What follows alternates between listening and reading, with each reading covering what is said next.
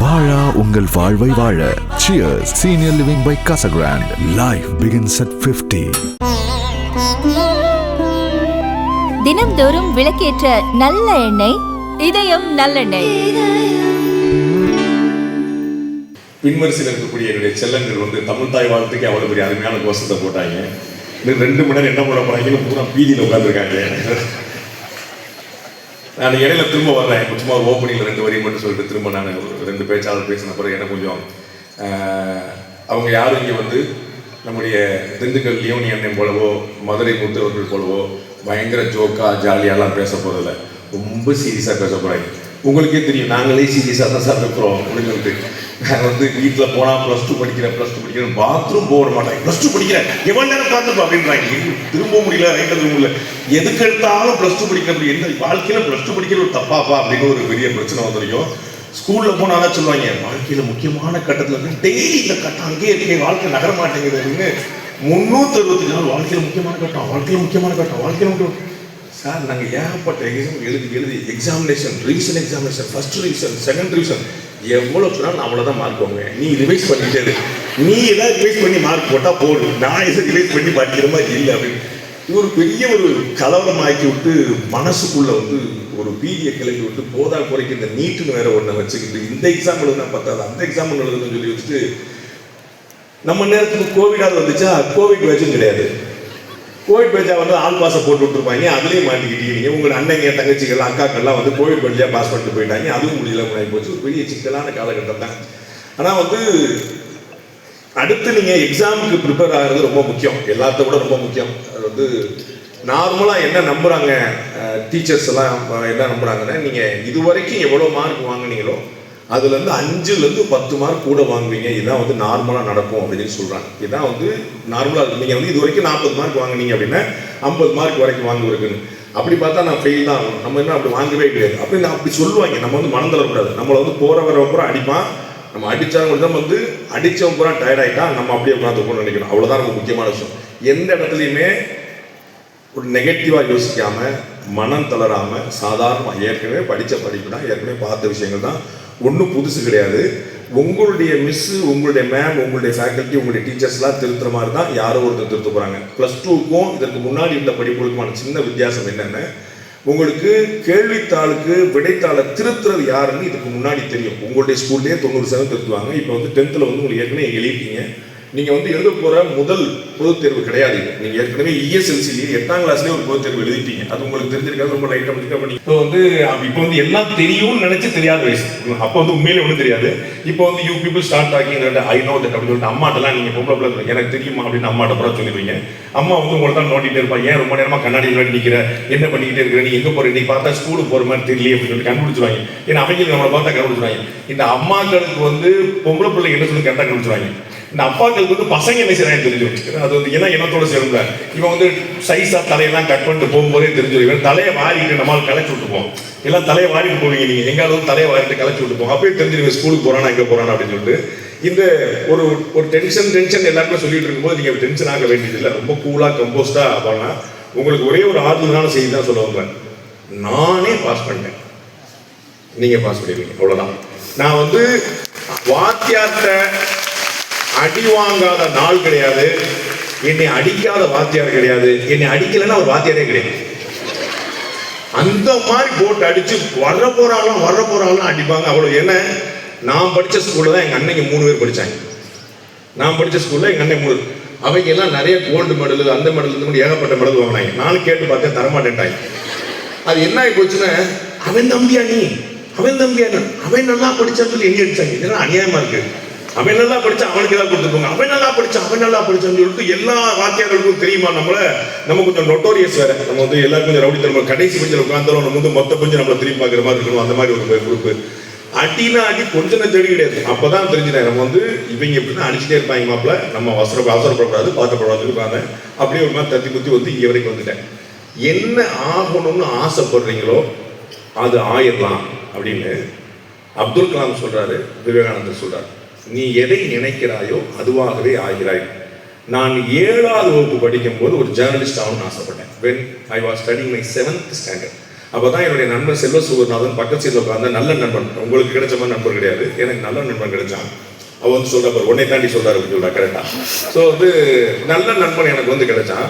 அவன் வந்து எனக்கு வந்து இந்த ஜேர்னலிசம் அப்படிங்கிறத என்னன்னு சொல்லிட்டான். 7th 8th 9th 10th பாட புத்தகத்தை விட ரொம்ப ஆர்வமாக நான் வந்து இந்த மேக்சின்ஸ் தான் படித்தேன். எனக்கு ரொம்ப அது ஆர்வம் வந்துருச்சு. +1 நானே சொந்தமாக ஒரு கையெழுத்து பத்திரிக்கை நடத்தினேன்.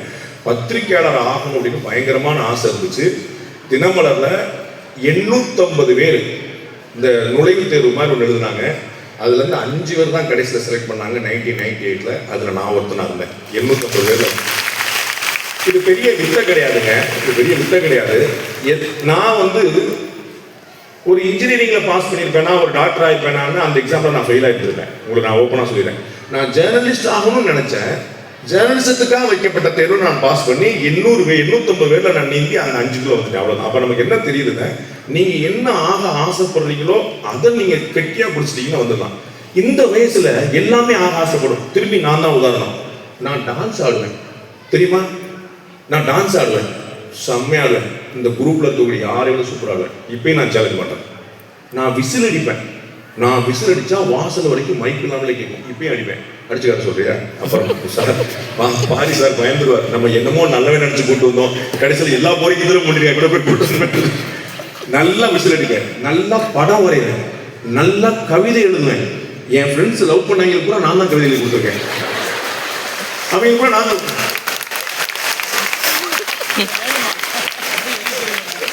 850 பேர்ல 5 பேரா பாஸ் பண்ணீங்க போது எவனும் கேட்கல அப்படியா அப்படின்றாங்க. எல்லாருக்கும் லவ் லெட்டர் நான் தான் கொடுத்தேன். நம்ம ஆள்றாங்க, நம்ம என்னமாடா.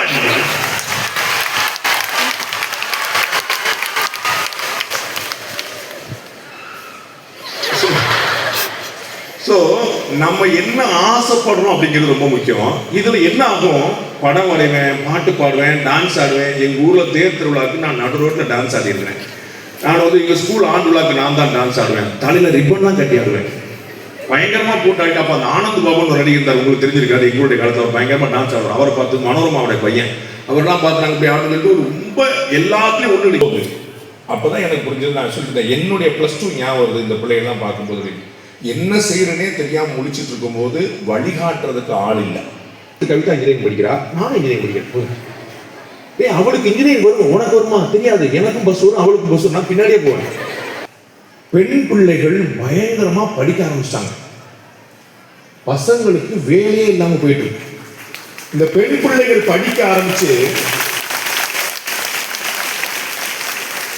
டாப் 10ல பாத்தீங்கன்னா, டாப் 10ல 9 பேர் வரைக்கும் பெண் பிள்ளைகள் பேர் போட்டாங்க. 10வது இடத்துல வந்து 8 முடிச்சு நம்மால் ஒருத்தர் வந்து உட்கார்ந்துருக்கு. அதனால எங்களை போல பாதிக்கப்பட்ட ஆண்கள் என்ன செஞ்சாங்க, இந்த ரேங்கிங் சிஸ்டமே கிடையாது. இந்த ஃபர்ஸ்ட் ரேங்க் செகண்ட் எல்லாம் போட மாட்டோம், போராட்டம். கவர்மெண்ட்ல பிரைவேட்ல வேலைக்கு போனா பெண்களை தான் முதல்ல வேலைக்கு எடுக்கிறாங்க. ஆண்கள் வந்து வேலை வாய்ப்பு எல்லாம் மல்லாடுறாங்க, போராட உட்கார்ந்துருக்காங்க. என்ன தீ பரவட்டும்னு படம் அடிக்கிறாங்க. என்ன செய்யறதுன்னு தெரியல.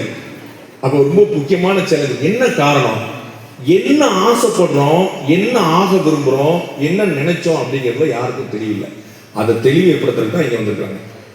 மெடிக்கல் ரிலேட்டடாக மருத்துவம் தொடர்பாக என்னென்ன படிப்புகள் இருக்குது, அதை நம்ம எப்படி அடைய முடியும், அதற்கு என்ன செய்யணும், அதில் வந்து வேலை வாய்ப்புகள் இருக்குதா, இன்ஜினியரிங்கில் எவ்வளவு தனித்தனியான சப்ஜெக்ட் இருக்குது, இன்ஜினியரிங்கில் வந்து சேரலாமா, இதோ ரோட்டில் போகிற எல்லா எதிர்பார்க்குற 10 பேரில் 9 பேர் இன்ஜினியராக இருக்கானே, எல்லாருக்கும் வேலை கிடைக்குதா. அப்போ இன்ஜினியரிங்ல இருக்கிறது ஏரோநாட்டிக்கல்ன்றாங்க, ஏதோ ஏஐ வந்துருச்சுன்றாங்க. எல்லாரும் ஏஐ நம்ம வீட்டில் திட்டுவாங்க, ஏஐ அப்படிம்பாங்க. இப்போ பூரா ஏஐன்னா எல்லாம் ஏஐ வந்துருச்சு, ஏஐ வந்துட்டு பேய் வந்துருச்சு மாதிரி ஏஐ வந்துருச்சுன்றாங்க.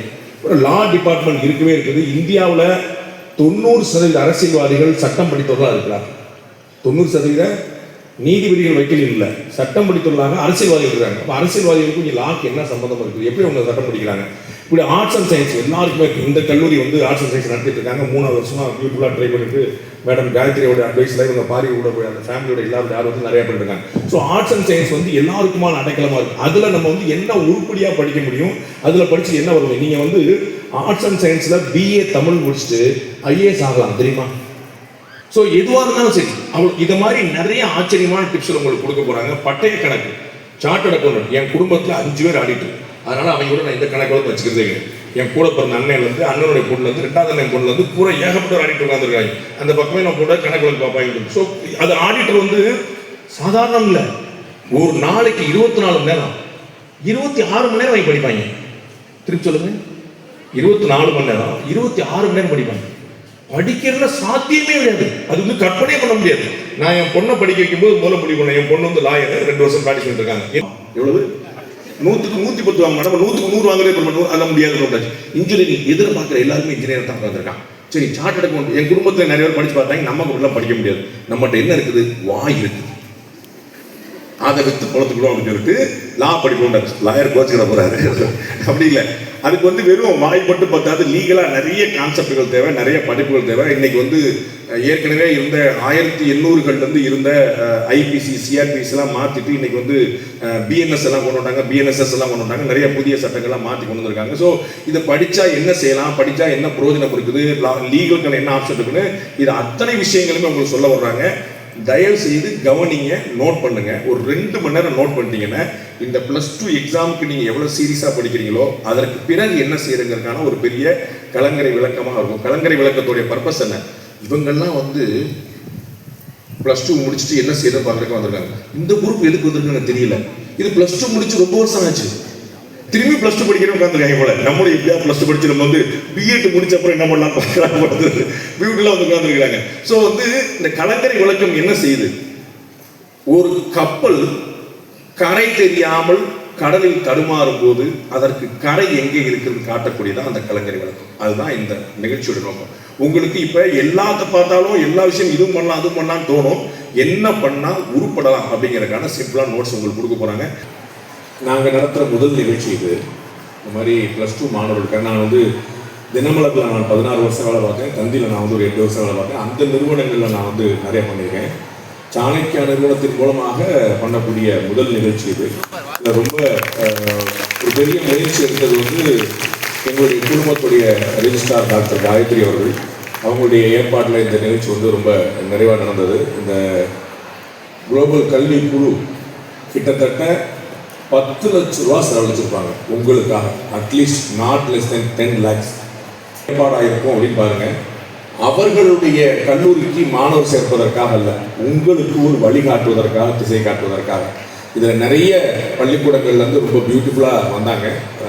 சேர்மன் சார் சொன்னாங்க, இதுவரைக்கும் இந்த குறிப்பிட்ட ஒரு பள்ளியுடைய மாணவர்களை வெளியே அனுப்புனதே கிடையாது, முதல் முறையாக இப்போ தான் வெளியே அனுப்பியிருக்கிறாங்கன்னு சொன்னாங்க. எனக்கு ஒரு பெரிய நிறைவை கொடுத்துச்சு. எனக்கு வந்து ஏன்னா என்னுடைய பொண்ணு +2 படிக்கிறாங்க, சரிங்களா? என்னுடைய 2வது பொண்ணு, மொத்தம் 2 இப்போ தானே லா அப்படின்னு சொன்னீங்கன்னா, அது வந்து ஒரு பெரிய பொண்ணு, இது சின்ன பொண்ணு. அஃபீஷியலாக எனக்கு 2 பொண்ணு. இந்த ஜோக்கு தான் புரியுதா உங்களுக்கு? திருவாரூரில் உட்காந்துட்டு என்னென்ன ஜோக்கு.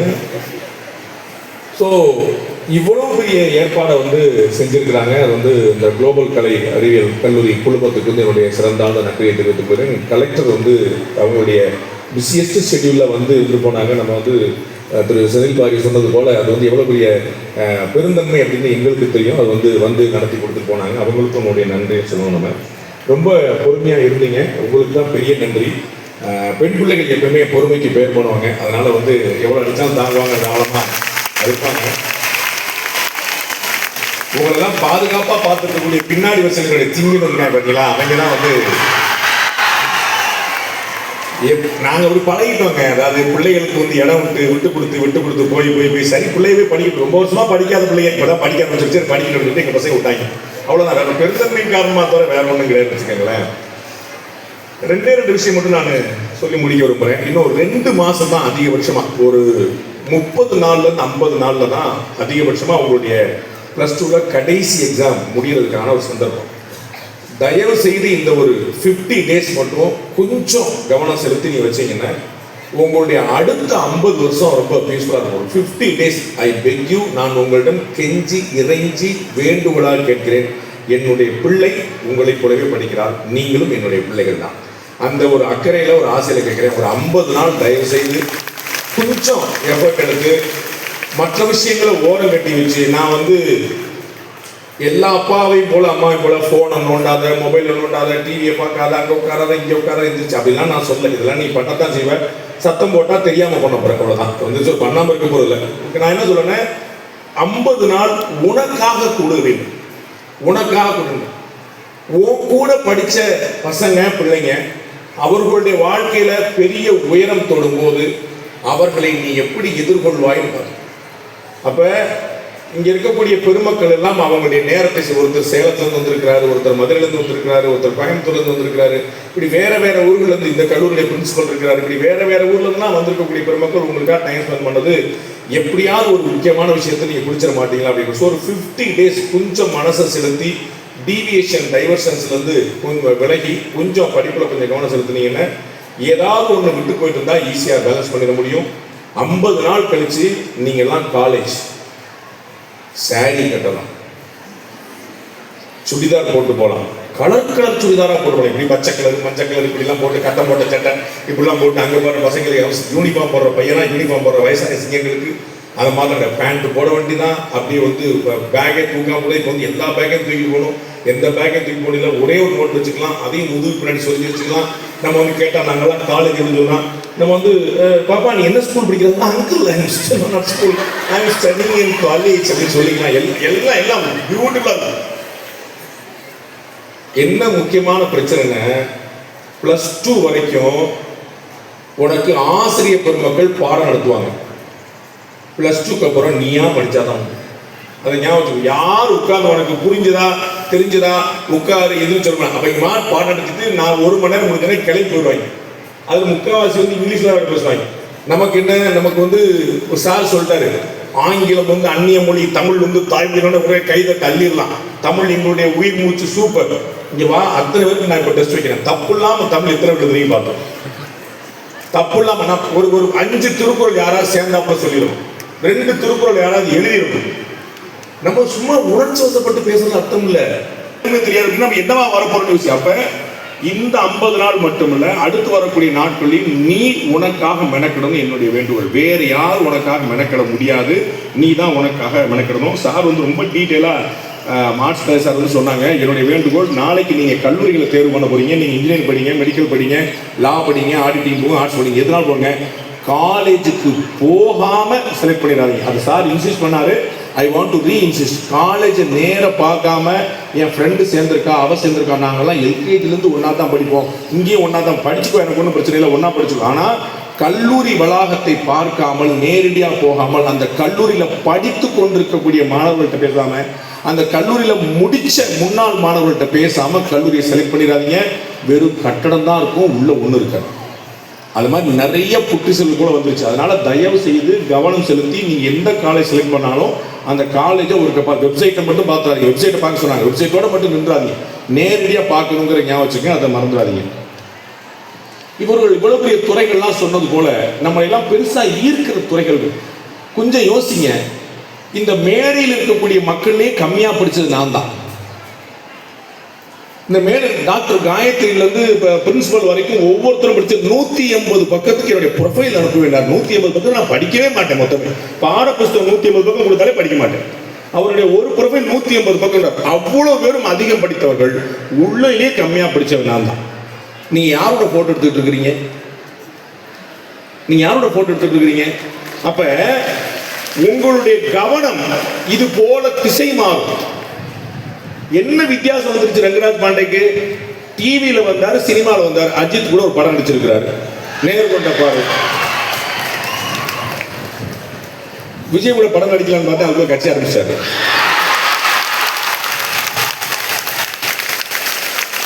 திரும்ப வருவாரு, நினைச்சுக்கலாம், ஒன்றும் பிரச்சனை இல்லை. அப்ப சினிமா மாதிரியான விஷயங்கள், திரை மாதிரி விஷயங்கள், கவிதை எழுதுவேன், நான் ஆர்ட்ல பெரிய கெட்டிக்காரன் அப்படிங்கிற விஷயங்கள் ஈர்க்கும். அது பெரிய ஒரு ஃபேஷனேட்டிங்கா இருக்கும். ஆனா ரொம்ப கஷ்டமானது.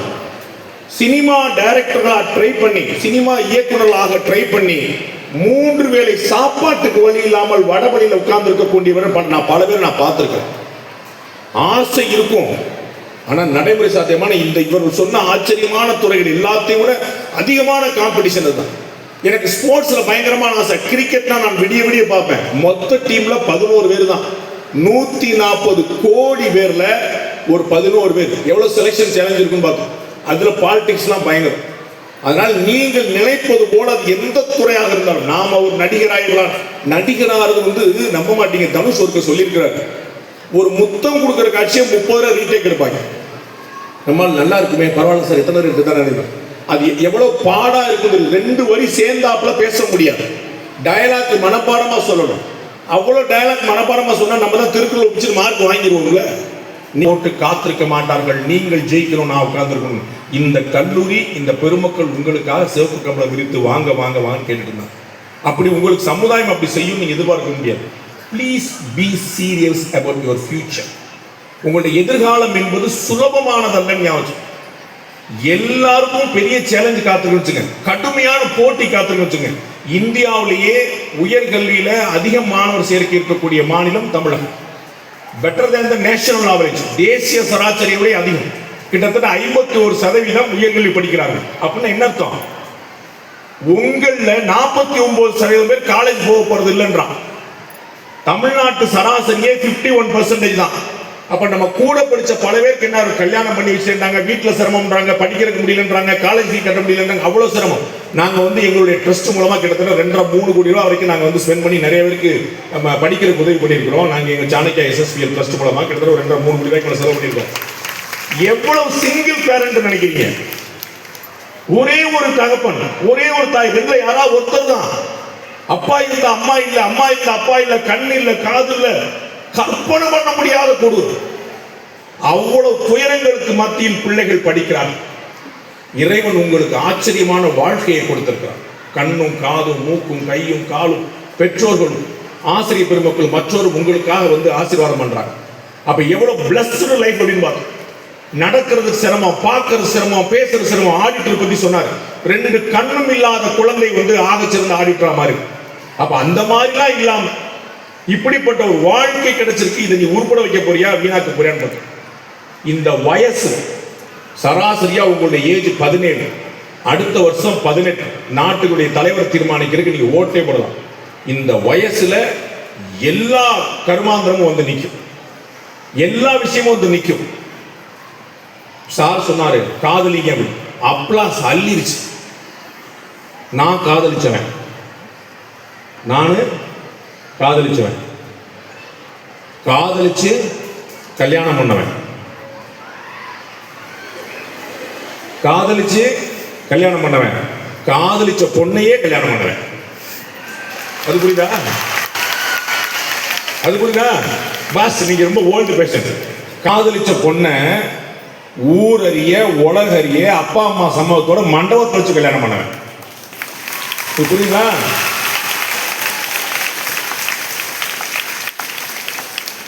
இவ்வளவு ஆயிரக்கணக்கில் லட்சக்கணக்கில் செலவழிச்சு படிக்க வச்சு உங்களுக்காக ஓடா தேஞ்சி அவ்வளவு பண்ண உங்க அப்பா அம்மாக்கு உங்களுக்கு மாப்பிள்ளை பொண்ணு மட்டும் பார்க்க தெரியாது நினைச்சீங்கன்னா நீங்கள் பண்ணுகிற துரோகம் சாதாரணமானதல்ல.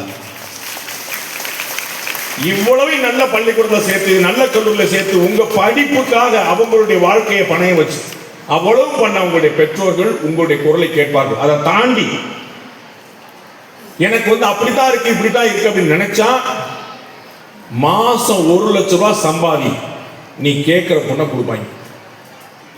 மாசம் 1 லட்சம் ரூபாய் சம்பாதி, நீ கேட்கிற பொண்ணை கொடுப்பாங்க. அப்ப போய் நீ லவ் பண்றேன்னு சொன்னா ஜாதி மதம் இனம் குணம் எல்லாம் பார்க்காம சரிமாய். ஒரு முளை பூ எவ்வளவு வெளியே போய் கேட்டுப்பாரு, ஒரு பட்டுப்புடவை ரேட் என்னன்னு கேட்டுப்பாரு. இதெல்லாம் நடைமுறையில் உண்மை. சரிங்களா? இது எதுவுமே தெரியாம சினிமாவை மட்டும் பார்த்துக்கிட்டு சினிமா உண்மை நினைச்சேன்னா சினிமாவில் அவர்கள் வாங்குற சம்பளம் எவ்வளவு யோசி, அந்த சம்பளம் நம்மளால வாங்க முடியுமான்னு யோசி. கற்பனை வேறு, நிஜம் வேறு. ஏன் நான் பெண் பிள்ளைகளை நான் வசதி பேசுறேன்னா கண் கூட பார்க்குறேன். நாங்கள் வேலை பார்த்த தந்தி டிவி பிளாக்ல RMZ மில்லேனியம் சென்னையில் பெருங்குடியில் கிட்டத்தட்ட 10,000 பேர் பணிபுரிகிற இடம். அதுல கிட்டத்தட்ட 7,000 பேர் பெண்கள், 3,000 பேர் தான் ஆண்கள். வேலை கொடுக்கறதுனா கூட அவங்களுடைய பிரிஃபரன்ஸ் விமனா இருக்கு. படிப்பு மட்டுமில்ல, வேலையும் பெரிய சேலஞ்ச். பெண்கள் அங்கேயும் முன்னே நிற்கிறாங்க. அப்ப எவ்வளவு டஃப்பான விஷயம் யோசிக்கணும். It is not going to be a easy job. நான் உங்களோட இன்னமும் நிறைய நேரம் ஸ்பெண்ட் பண்ணுறேன். நீங்கள் முடிச்சுட்டு கிளம்பும்போது ஃபுட்டை வாங்கிட்டு கிளம்புங்க. யாருக்காவது ஃபோட்டோ இருக்கணும், ஸ்கூலுக்குலாம் எடுப்போம், இப்போ டீச்சர்ஸ் எடுப்போம், பேரண்ட்ஸ் எடுப்போம், கட்டாயம் எடுப்போம், ஒன்றும் குழப்பம் இல்லை. அதை தாண்டி உங்களுக்கான டேக் அவே இருக்குது. உங்களுடைய ஃபோட்டோ அல்ல, உங்களுடைய வீடியோ இல்லை, இந்த நிகழ்ச்சியில் சொல்லப்பட்ட விஷயங்கள். இந்த கலெக்டரை நாளைக்கு நீங்களாம் இந்த மாவட்டத்தை சேர்ந்தவங்க, திருவாரூர் கலெக்டரை பார்க்கணும்னு அந்த பில்டிங்குள்ளே போய் பாருங்கள், உங்களுக்கு தெரியும். கலெக்டரை பார்க்கணும் தான் சொல்லுங்கள், கலெக்டரை பார்க்கணுமா அப்படிமா பக்கத்துலேயே போக முடியாது. அவர் வந்து இங்கே உங்களுக்காக டைம் பண்ணியிருக்காரு. இந்த அத்தனை பெருமக்களும் தங்களுடைய மொபைல் நம்பரை கொடுக்குறாங்க, தங்களுடைய மெயில் ஐடியை கொடுக்குறாங்க.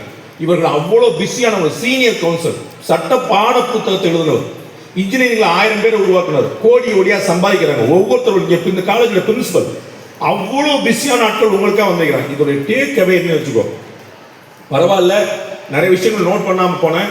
அடிப்படையான சில விஷயங்கள் மட்டும்தான் இருக்கு. என்ன படிக்கணும், எங்கே படிக்கணும், என்ன படிக்கணும்னா நமக்கு பிடிச்சதை படிக்கணும், தெரிஞ்சதை படிக்கணும், முடிஞ்சதை படிக்கணும், அதை நல்லா படிக்கணும்.